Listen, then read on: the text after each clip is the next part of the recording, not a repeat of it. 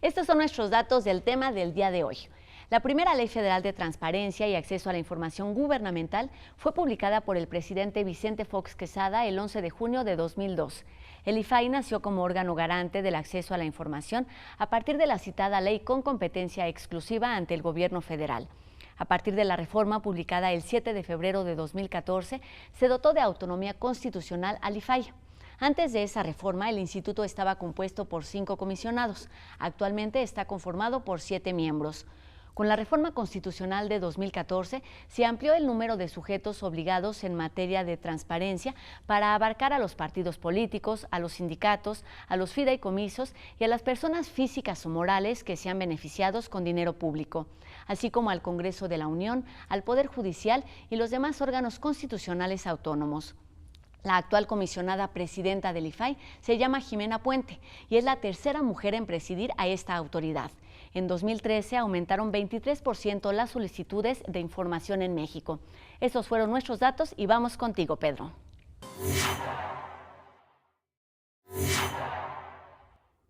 Gracias, Rosa. Pues ya estamos de regreso acá, en efecto, para retomar el tema que quedó ahí en el tintero. Jacqueline, ahora el IFAI, que era el Instituto Federal, en realidad para algunas materias va a ser una especie de instituto nacional.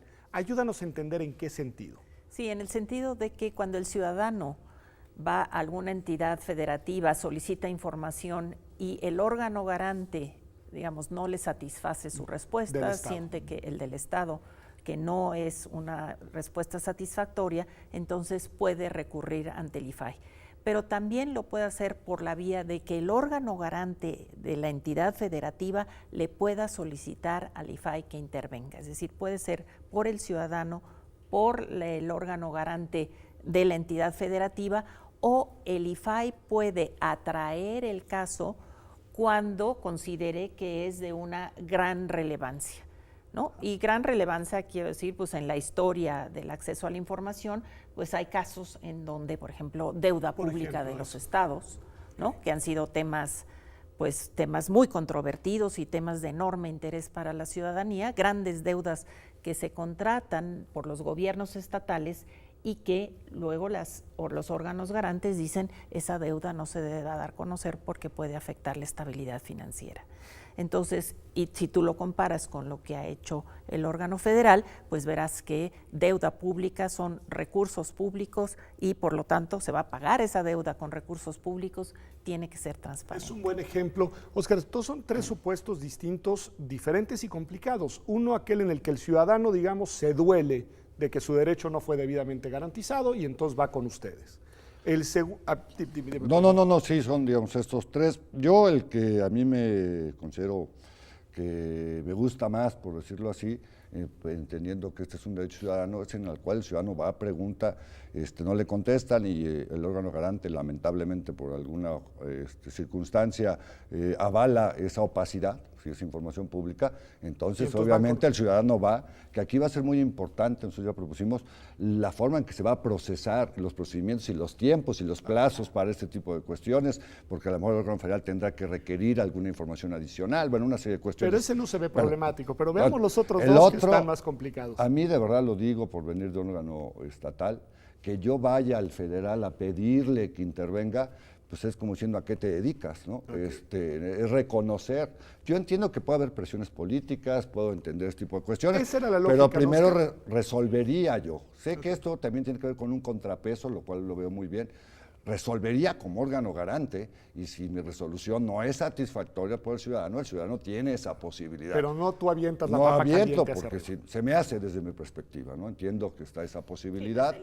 Y la otra, que es la del poder de atracción, a mí sí me genera un poco, digamos, de suspicacia. Primero, son 18,000 recursos de revisión los que se tienen al año en el país, en todas las entidades federativas, excluyendo los federales. Entonces, esto implica pues un poder de revisión muy alto y esto es la trascendencia nacional, etcétera, lo puedo entender.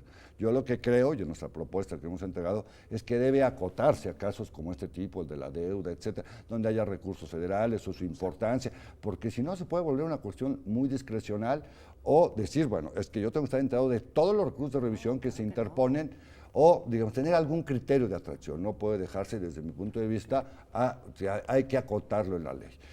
Ahora, creo que el gran reto para evitar, digamos, este tipo de cuestiones, o evitarlo a la menor medida, es que la propia reforma lo dice, que se tendrá que crear el Sistema Nacional de Transparencia, que tendrá que estar coordinado por el IFAI. Que hacia allá apunta este diseño, pero Así Jacqueline, ¿cuáles serían estos criterios desde tu punto de vista? Tú fuiste presidenta del IFAI, con los cuales podría justificarse una atracción de un caso. Ponías un ejemplo temáticamente complejo, pero tienen que haber reglas, digamos, incluso pensar en el número de votos que se requieren en el pleno del IFAI. ¿Cómo podríamos imaginar eso? Bueno, eso está por definirse, pero ciertamente hay criterios de la Corte en lo que son asuntos relevantes, de importancia, donde hay contradicción de, digamos, de tesis o contradicción de resoluciones. Creo que esos serían los casos en que el IFAI podría intervenir. Por supuesto que no se trata de que el IFAI vaya persiguiendo a todos los estados, sería el peor de los mundos,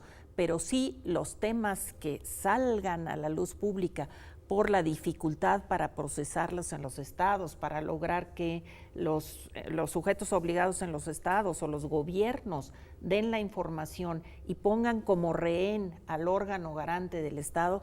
Creo que en esos casos el IFAI debe de acudir. Y creo que es un buen esquema, claro, siempre que el IFAI sea fuertemente responsable de en qué casos, con qué criterios y previamente establecidos. Esa responsabilidad institucional va a depender en buena medida de las dinámicas de trabajo del Pleno del IFAI. Y acá te pregunto, Óscar, ¿sorprendió para bien cómo resolvieron el problema, porque era un problema histórico, del nombramiento de su presidenta, ahora presidenta? Y bueno, el trabajo en el órgano colegiado es complejo, lo hemos visto en todos. ¿Cómo van a lograr, digamos, o cómo están logrando generar dinámicas en las cuales la agenda sustantiva vaya por delante de las eventuales desencuentros personales? Antes de entrar a este tema, quiero más estoy totalmente de acuerdo con Jacqueline, de que sí debe haber, pero debe estar perfectamente reglamentado. Así evitamos cualquier tipo de problema en ese sentido. Y creo que sí, digamos, hay casos evidentes en que sí debe haber esta atracción por parte del órgano federal como un contrapeso. Y me refería al Sistema Nacional de Transparencia porque creo que ahí está la clave para poder fortalecer la transparencia a nivel nacional. Y, por ejemplo, un asunto que es básico es que tenemos que ponernos de acuerdo en toda la información de oficio y cómo la evaluamos. Porque ahí tenemos un problema en el país, muchos órganos no evalúan, entonces no sabemos. Y la otra, los criterios de resolución, que tendrá que el IFAI ir delineando, y si esos criterios, digamos, son claros y bien, ellos podrán, digamos, aplicarlos y no estarles, digamos, corrigiendo la plana todos los días. Creo que de lo que se trata es al contrario, de una posición más proactiva, en el sentido de tener reglas, está como ahí, como una instancia inicial que puede servir, no es que eso sea, pero puede servir para conformar ese Sistema Nacional de Transparencia. Y lo digo, creo que también hay muchos órganos grandes estados que requieren de un mayor número de recursos, se está preguntando la aporta, no porque el presupuesto con eso va a solucionar el asunto, pero creo que es un elemento, porque muchas veces ellos mismos dicen, no, es que no puedo evaluar porque no tengo recursos. Y esto.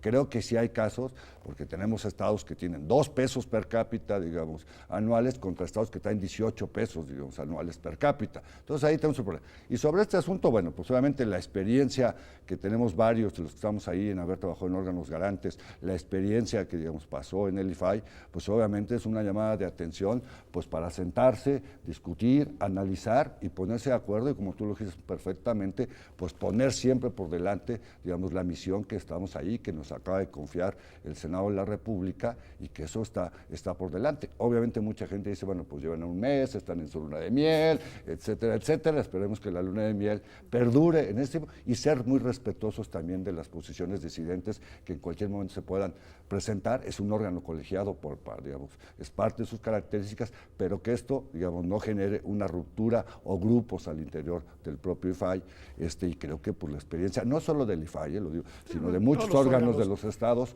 pues debe abonar en el buen sentido. Jacqueline, ¿querés decir algo que me gustaría subrayar de lo que dijo Óscar sobre los criterios que elaboraría el IFAI, criterios de interpretación, ¿no?, de la norma para ver qué información debe de abrirse, por cuánto tiempo, etcétera.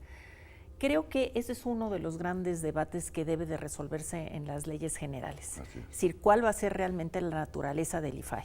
Un gran tribunal que va a hacer grandes criterios que se aplicarán para todos los estados, o va a elaborar ciertos criterios y entonces los va a someter a una suerte de digamos, colaboración, intercambio con los órganos garantes, ¿no? Entonces, sí creo que el IFAI es una suerte de gran tribunal porque va a resolver incluso como segunda instancia, pero creo que la elaboración de grandes criterios de interpretación tiene que ser a partir de una labor de colaboración y ese creo que es el sistema nacional. ¿Y existe una buena disposición de los organismos estatales, digamos, de manera general? Sé que hay que verlo caso Así por es, caso. te digo, a través de la Comaí, bueno, varios de nosotros pertenecimos a la Comaí, tenemos nuestra asamblea el próximo mes, cumplimos 10 años y vamos en esta voluntad, los comisionados del IFAI, vamos a presentarle una serie de proyectos donde está el de los recursos, está la homologación de los criterios de evaluación, la parte de capacitación, una serie de elementos que puedan ir generando. Se tendrá que obviamente en la ley acotar, porque eso va a permitir mucho, digamos, la fortaleza de ese sistema nacional, no dejarlo muy a la deriva o a la buena voluntad, pero lo que sí está claro es que a nosotros nos toca coordinar los esfuerzos, pero siempre de forma colaborativa, escuchando, digamos, este tipo de cuestiones y teniendo ya, digamos, acuerdos que permitan, buenos portales, buenas resoluciones en ese sentido y que podamos utilizar esta segunda instancia lo más posible. Yo diría que una prueba, un indicador de gestión a lo largo del tiempo será que los estados resuelvan de mejor forma y por lo cual, digamos, no tengamos la necesidad o solo en algunos casos de estar corrigiendo la placa. Jacqueline, esta agenda es una agenda que pretende transparentar lo que pasa en el Estado y en estas entidades que reciben recursos públicos, que garantiza derechos y esas agendas siempre enfrentan resistencias. Desde tu punto de vista, ¿cuáles son las resistencias mayores que enfrentará, pues no solo el IFAI y los institutos locales, sino quienes estamos a favor de la agenda de transparencia? Es decir, bueno, creo que lo que todavía no tenemos es una cultura, es decir, muy claramente enraizado en el servidor público y pues en los otros sujetos obligados tampoco, lo que es efectivamente el ejercicio de la transparencia. Los servidores públicos lo que hacen es pues tomar una serie de decisiones, documentar esas decisiones, no siempre, pero ahora deberán de hacerlo, y esa documentación no siempre está acompañada de un principio de transparencia, es decir, emito la minuta de una reunión de trabajo y esa minuta tiene que entenderse que no solamente se guarda, sino que está lista para ser hecha pública. Claro. Entonces, esto es algo que sí genera, si todavía a pesar de los 12 años de transparencia en el país, a pesar de que ya hay ciertas rutinas y de que hay, pues sí creo que es una agenda pública ya muy claramente ganada, pero sí todavía tenemos muchas resistencias y muchas deficiencias en la operación, digamos, del día a día de los sujetos obligados. Porque además, al menos en el tema, ya vimos que también el de transparencia, pero en el de datos personales, los sujetos involucrados en el asunto no solo son entidades públicas, sino que también pueden ser particulares. ¿Cómo diversificar esa agenda? Por ejemplo, cuando lo que tienes enfrente es un tema de datos personales con un gran consorcio de telecomunicaciones, de telefonía, etcétera. Acabamos nosotros, bueno, el IFAI de imponer también una sanción, está por salir hoy el boletín, por eso la hago pública, ya se hizo la resolución, a una empresa, digamos, telefónica, y donde hay un mal uso de los datos de sus propios clientes. Yo creo que es un gran reto que tiene el país, y lo digo el país porque yo soy de la idea, y lo vuelvo a decir personalmente, lo hemos platicado los comisionados, vamos a tener una reunión sobre el asunto, porque para mí el espíritu de la reforma constitucional dice que se creará una instancia, no dice cuándo ni cómo, eso sí lo tengo claro, se creará una instancia que se hará cargo de los datos personales en posición de particulares, y digamos, y el IFAI, digamos, dejaría de ser competente en la materia, distinta, como lo es la experiencia europea. Yo cuando me tocó la entrevista en el Senado, entregué un posible modelo, digamos, que está, digamos, no estoy inventando el hilo negro, está copiado de la experiencia europea, de una agencia de datos personales. Estamos hablando de 5 millones de sujetos obligados en esa materia, que tiene una complejidad muy alta, y yo soy de la idea que cuando el IFAI metió a la parte de particulares, porque así le tocó, así lo decía la ley, no me queda claro, también se metió en complicaciones, digamos, de distribución de trabajo, de cargas de trabajo. ¿Estarías a favor, Jacqueline, tú también, de que el tema de datos personales frente a particulares salga del ámbito de competencia del IFAI? Bueno, a ver, el IFAI ha sido competente hasta hoy y logró armonizar, digamos, las dos competencias que efectivamente, como dice Oscar, no tienen nada que ver una con la otra, ni en términos procedimentales, ni en términos de atribuciones del propio IFAI, ¿no? El IFAI puede sancionar a un particular, cosa que no puede hacer con uno público, y además, pues sí hay, obviamente el que sanciona tiene que poder defenderse frente a esa sanción. Entonces son procedimientos muy complicados y realmente la protección de datos con todas las innovaciones informáticas, pues es muy complicada, ¿no?